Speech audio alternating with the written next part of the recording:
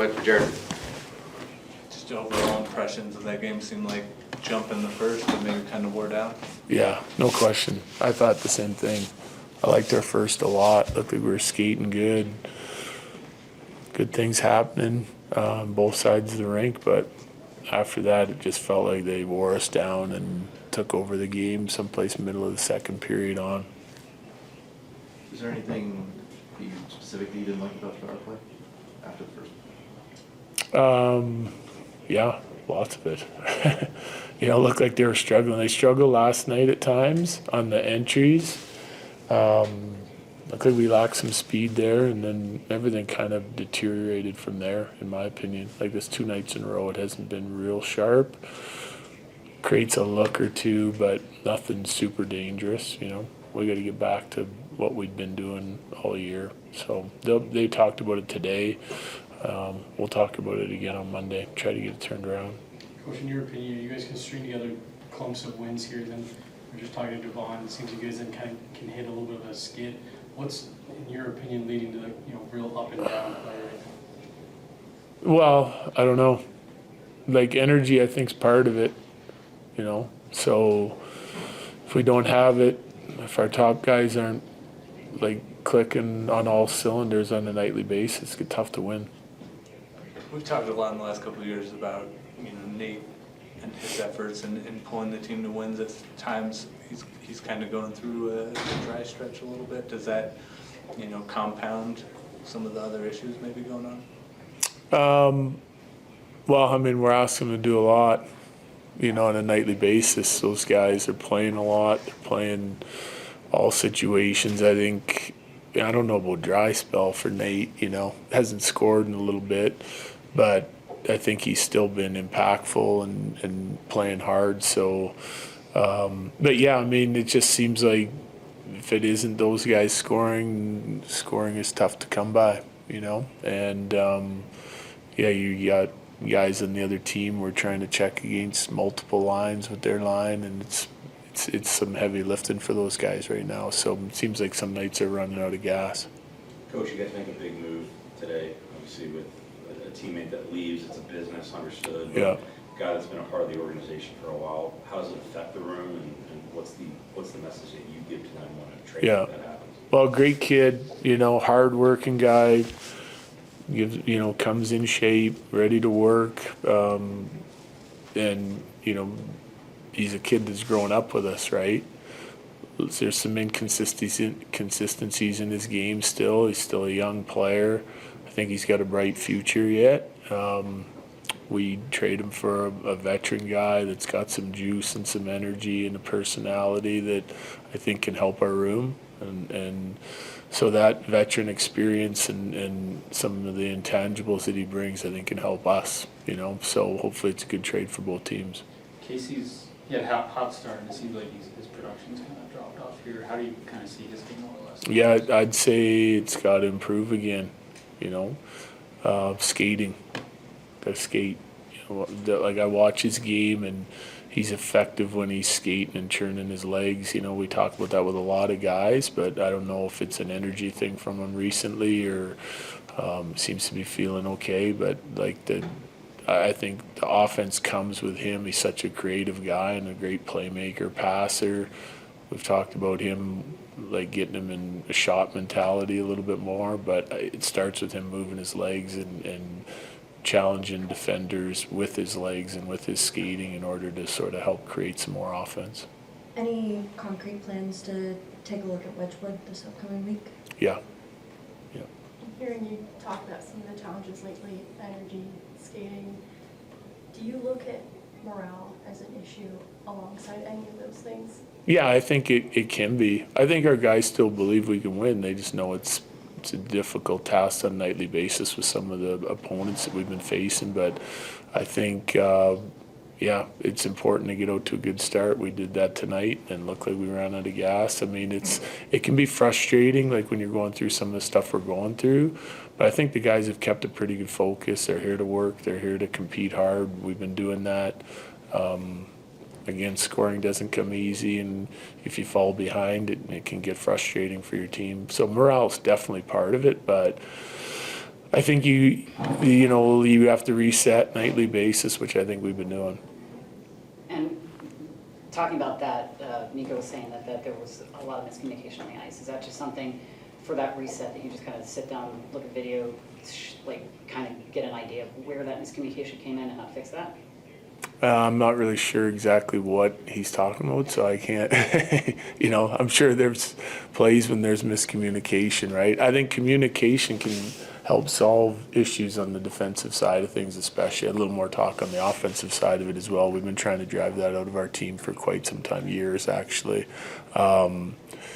Communication in the D zone eliminates confusion, and I think like, for the most part, like our D zone coverage has been okay. There's some areas where we get duplicating, and that's where the communication can come into it. And there's open men. Sometimes we survive it, sometimes we don't. But it's an area that improved in segment 2 from segment 1, no question. A lot of areas our game did.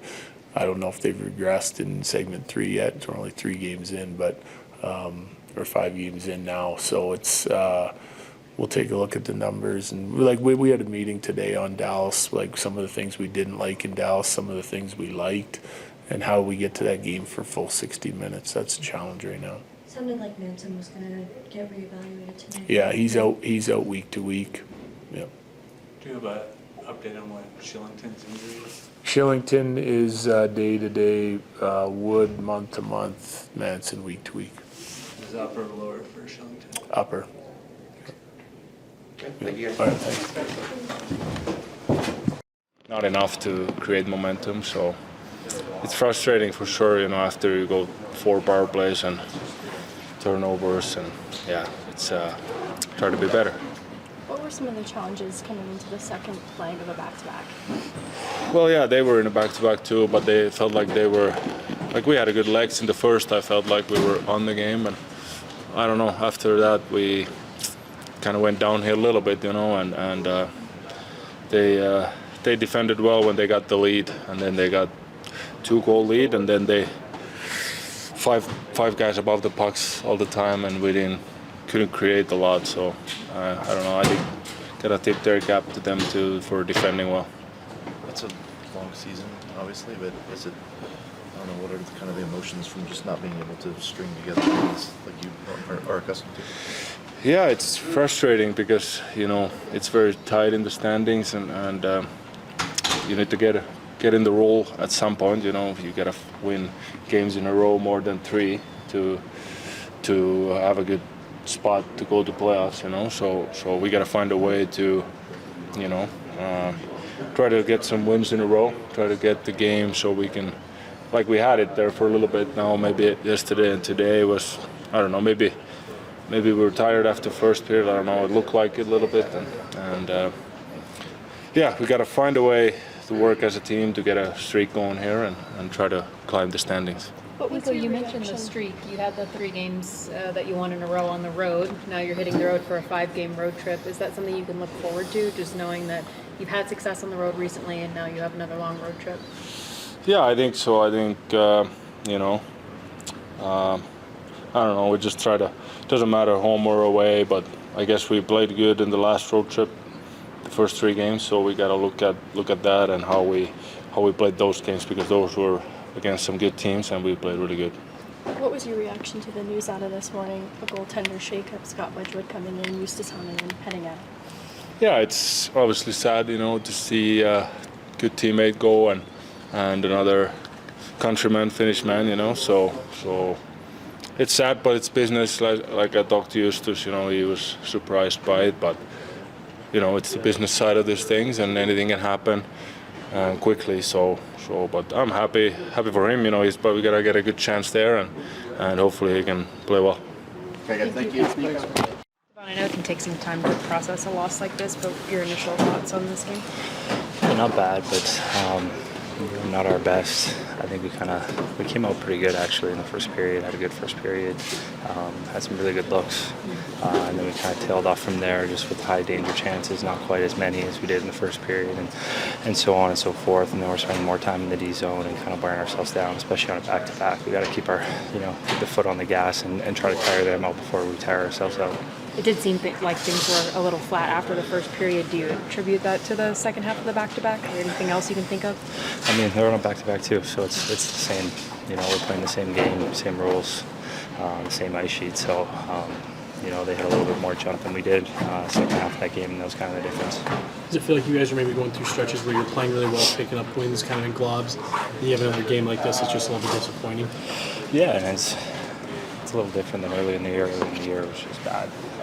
You know, we had some games there where it was just flat out bad, and tonight wasn't flat out bad. You know, we're defending pretty hard for the most part, and playing a pretty solid, structured game. We're just, you know, we're a little loose on pucks sometimes, a little casual with plays, and not being, you know, committed to each other and the structure of our game, you know, for a full 60 minutes. And that's what it's going to take to beat most teams in this league. You're about to hit the road for a 5-game road trip. Your last road trip, you won 3 straight. Do you think that maybe there's, you know, some positives to look forward to of getting on the road and kind of stepping away from here?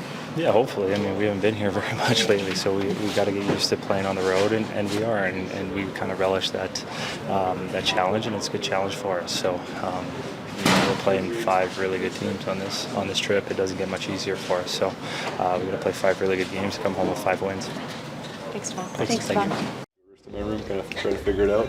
I opened the peephole and Barry Trotz was standing right there, and just kind of, okay, what did I do wrong, kind of thing. And he came in and we had a nice conversation. So, you know, he's a gentleman, takes care of his guys and stuff. So, conversation with him, obviously, let me know what was going on, and then goalie coach Vanderklok came up, talked to him, and then kind of the agency and that kind of stuff. The traditional trade things, and wife was sleeping, so tried to wake her up, but couldn't get the luck of the draw there, and then, you know, try to get back to sleep and get some rest before today. What were your thoughts when you heard it was Colorado? I was excited. Honestly, you know, funny enough, I've kind of envisioned playing here over time. You know, you talk about teams where you want to be and stuff, and you know, I've been fortunate. You know, with the time in Dallas, Arizona, Nashville, now here. I mean, I'm hitting some good cities. You can't forget Jersey, where I was drafted, and things like that. But you know, obviously played against these guys a ton over the years, and had some battles, and it's nice to be on this side of their skill set. You know, with obviously high talented guys and elite players. So. You know, we're in the race, obviously a cup contender, and that's kind of what you want to play for, and it's obviously you know, exciting to be a part of somebody that wants you. Do you know UC Parklow? Do you know anything about the coaching staff, or how do you feel kind of coming in? No, not on a personal level. So watched them, you know, pregame skate as goalies for years. As you know, you arrive in rinks and they're on the ice, you kind of just pay attention and watch, and you know, obviously get a chance here in a few minutes to talk to everybody. I was able to talk to Bednar and a few coaches and people yesterday. Obviously texted me quick, but just kind of said we'll see you tomorrow. There's not much you can do in you know, 6 hours in advance. You mentioned the texting. Have you had a chance to talk with many of the guys, kind of start that introduction process? I mean, I know Ross Colton, Miles Wood, and Mikko Rantanen from years past and different teams and stuff like that. So, quick, you know, recap with them. But you know, they got their business too. You know, back to back, it's a quick turnaround, things like that. So, we'll all get situated here, and you know, I'll blend in pretty quickly, I feel. Yeah. Are you backing up Georgiev tonight? I am. How do you feel about that? Just it all happening so quickly? It's quick. I mean, obviously, you know, a little bit of mental warfare with trying to get logistics. I got an 8-month-old at home, so kind of breaking the heart a little bit, not being able to see her. You know, probably as much as I was going to, obviously living there. So we'll get that sorted. You know, the logistics side is always tough, but you know, they needed a goalie shake-up, whatever the case may be here. I've, you know, read the reports. I'm a hockey fan. I watch the entire league, and you know, I want to help. Regardless, it's just another mind to talk to, someone with some experience. You know, the goalie position is not easy. Regardless if you're the best or the worst at it, it's a grind every day, and you want to be the best for your team. You can't win a game as a goalie. No matter what you can do, you can never win it. So, you know, we can work together, get some consistency between the two of us, whatever the team needs. You know, we'll bond and you know, get the ship righted. And obviously, just you know, it's tough to be consistent. And if we can find that for this team, there'll be some noise made. How does your wife feel about moving with an 8-month-old? Oh, she's a trooper. She's driven across the country a few times. Dog. She's been stopped at the border with our car. I mean, she could write a book, let alone me, on all this stuff. But you know, just told her you need to take care of her right now. We'll get the hard labor done by some people willing to work for it, and then you know, I'll see them soon. And I think I might fly back and grab some stuff for the road trip because it was just an overnight bag with the quick trip to Mini. What are some of the difficulties as a goalie, just joining a new team mid-season, learning the system, things like that? Yeah, I mean, obviously tendencies on certain players. A lot of it's not crazy. Stop the puck. I mean, it's really wherever the shot comes from, but there'll just be tendencies, you know, what they want to do in the penalty kill, what they might give up in certain situations, shot lines, you know, layering of the D zone, certain things that was a change in Nashville. I've never played behind the layer. obviously got to change to a new system again. But when it comes down to it, the puck's coming at you, get in the way of it, find a way to do it, and it'll be fun. Obviously, seen them play for a while and kind of know a little bit about it. But yeah, it's always different when you put on a new jersey, but it's fun. Being in the Central Division, what has your impression playing opposite the Colorado Avalanche been? Oh, just, they're never out of it. I think that's been the hardest thing is you feel like you got a 2 or 3 goal lead and you might be able to put them away in the third period, and all of a sudden the game's 1 goal away, 10 minutes left in the third, and now all of a sudden they have a lead before it's over. You're pushing them to overtime, and then you put those, Mikko and Kale and Nate on the ice in the overtime, and you're like, okay, let's find a way to win. So you have that kind of threat and the ability to come back no matter the score.